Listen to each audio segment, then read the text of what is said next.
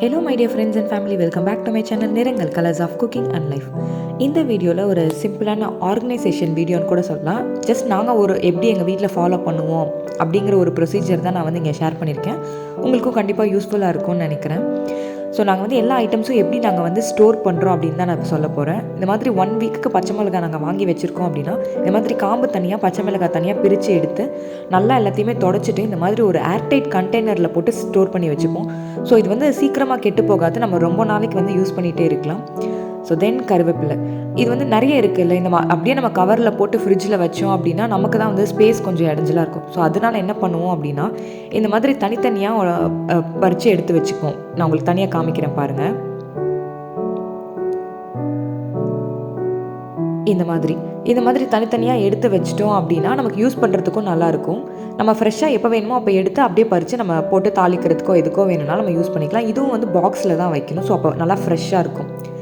இஞ்சி கண்டிப்பாக பாக்ஸில் தான் வைக்கணும். நம்ம கவரில் வச்சோம் அப்படின்னா என்ன ஆகும் அப்படின்னா அதில் நிறைய மண்ணெல்லாம் இருக்கும். ஸோ அந்த கவரில் பட்டு தண்ணியோடு சேர்த்து ஒரு மாதிரி ஆகிடும். ஆல்சோ லெமன், அதுவும் நாங்கள் பாக்ஸில் தான் வச்சுடுவோம். ஸோ கொத்தமல்லி எப்படி வச்சுப்போம் அப்படின்னா இந்த மாதிரி ரூட்ஸை மட்டும் தனியாக கட் பண்ணி எடுத்துகிட்டு அந்த ஃப்ரெஷ்ஷாக இருக்க அந்த லீவ்ஸை அப்படியே நல்லா ஸ்டோர் பண்ணி அதுவும் ஒரு ஏர்டைட் பாக்ஸில் போட்டு ஃப்ரிட்ஜில் ஸ்டோர் பண்ணி வச்சுப்போம். இதுவுமே கண்டிப்பாக ஒரு 1 வீக் மேலேயே நல்லா ஃப்ரெஷ்ஷாகவே இருக்கும். புதினாவும் யூஸ்வலாக எல்லோரும் பண்ணுறது தான், இருந்தாலும் நான் சொல்கிறேன். இந்த மாதிரி தனியாக லீஃப்லாம் பிரித்து வச்சுட்டு அந்த பிரான்ச் தனியாக பிரித்து வச்சுப்போம். இதை நீங்கள் இப்போ உங்களுக்கு வீட்டில் குட்டி பூச்செடிலாம் இருக்குது அப்படின்னா நீங்கள் அதில் நட்டு வச்சாலே அழகாக ஃப்ரெஷ்ஷாக தளைஞ்சி வரும். இந்த மாதிரி ஈரத்தோடு அந்த இதை வச்சிடாமல் கொஞ்சம் ட்ரையாக காய வச்சுட்டு இந்த புதினா லீவ்ஸ் எல்லாம் எடுத்துகிட்டு ஒரு பாக்ஸில் போட்டு ஸ்டோர் பண்ணி வச்சிட்டோம் அப்படின்னா ரொம்ப நாளைக்கு நல்லாயிருக்கும். ஸோ இதெல்லாம் பெரிய பெரிய ஐட்டம் இல்லையா, ஸோ ஜஸ்ட்டு கவரில் தான் போட்டு அப்படியே நாங்கள் ஃப்ரிட்ஜில் வச்சுடுவோம். தக்காளி பார்த்திங்கன்னா ரொம்ப நாள் யூஸ் பண்ணோம் அப்படிங்கிறனால எல்லாமே பழமாக வாங்காமல் இந்த மாதிரி காயை கொஞ்சம் எடுத்துப்போம். ஸோ அப்படின்னா ரொம்ப நாள் யூஸ் பண்ணுறதுக்கு நல்லாயிருக்கும், அதுக்காக தான். ஸோ இதை எப்படி நாங்கள் ஃப்ரிட்ஜில் வைப்போம் அப்படின்னா இந்த மாதிரி காயாக இருக்க பழம் எல்லாம் கீழே போட்டுக்கோங்க. ஸோ ரொம்ப பழமாக இருக்கதை மேலாக வச்சுக்கோங்க. ஸோ எடுத்து யூஸ் பண்ணுறதுக்கு ஈஸியாக இருக்கும். அவ்வளோதான். இதையும் இந்த மாதிரி ஒரு கவரில் போட்டு ஃப்ரிட்ஜில் லாக் பண்ணிவிடுவோம். இது இன்றைக்கி நாங்கள் குக் பண்ண போகிறோம்.